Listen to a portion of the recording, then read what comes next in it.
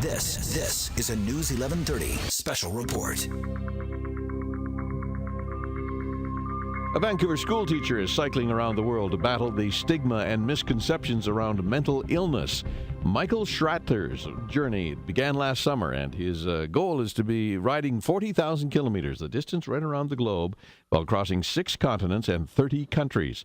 Michael joins us live now on the line, hopefully. We're not sure of the connection here, from Xiamen in China. Michael, are you okay? Can you hear me? Yeah, I can hear you clearly. Okay, that's terrific. I'm glad to hear you. What time is it over there where you are now? It's 11 p.m. 11 p.m. Here on Sunday night. And now listen, what made you want to attempt this incredible journey of yours? I had a bout of mental illness back when I was in university, and the illness itself, I was lucky. I recovered rather quickly, and that was fine. But for me, the issue was the stigma that surrounded the mental illness. I was given advice by my friends, by family to keep it private, not to talk about it, and things like that. And it really bothered me that I had the feeling that I had something to be ashamed about. So I grew up in a family of cyclists.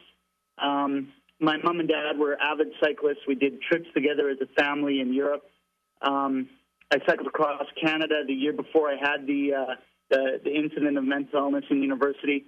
So the combination of my love for cycling and that whole experience planted an idea that someday I would cycle around the world and do my part in trying to sort of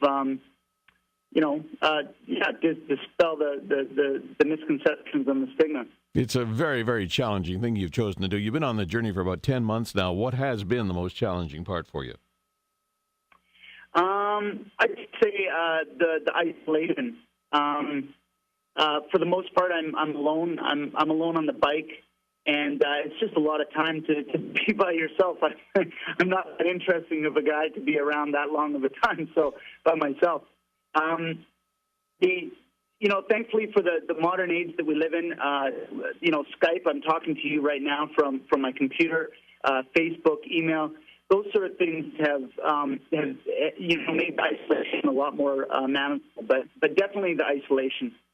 What's the reaction of the people you meet when you're going around the world now and you tell them what you're doing? What do they say to you? There's a huge language barrier here in China. Outside of sort of modern, there's a lot of modern cities, but outside of places like Hong Kong, most people don't speak English. So I'm at this point, anyways, just trying to get by in finding directions and ordering something on a menu that appeals to me. Previously, in countries where I did communicate, it's been very warm. It's been very receptive. Usually, the further I get, there's more disbelief that I've cycled this far, and more them questioning whether they've misunderstood me, that there was a language barrier, and that they're really understanding the fact that I've cycled too. Michael, how long do you have to go before you're finished? I've got about 17,000 kilometers, and my scheduled arrival is November the 5th. November the 5th is now a scheduled date for me to arrive back in Vancouver, and the Canadian Mental Health Association will have some sort of celebration on that date. It's a Saturday. Well, congratulations on your dedication to a worthy cause, and all our thoughts go with you as you continue on your journey, and we hope you have a safe ride back to Vancouver.